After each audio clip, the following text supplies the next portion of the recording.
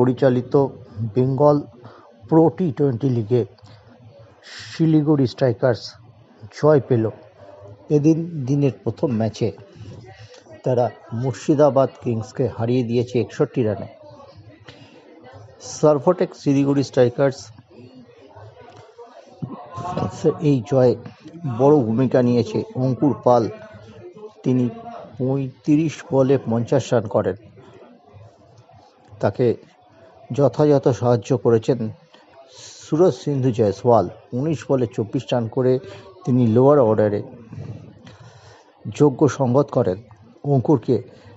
ফলে একটা কমফোর্টেবল রানের মধ্যে পৌঁছে গিয়েছিল 15.3 ওভারে 135 রান তুলে। ম্যাচটি ছিল 16 ওভারের, কিন্তু শেষ পর্যন্ত নুরুদ্দিন মণ্ডলের বিধ্বংসী বোলিংয়ের জন্য মুর্শিদাবাদ কিংস ম্যাচটি 61 রানে হেরে গিয়েছে। নুরুদ্দিন পেয়েছেন 4টি উইকেট।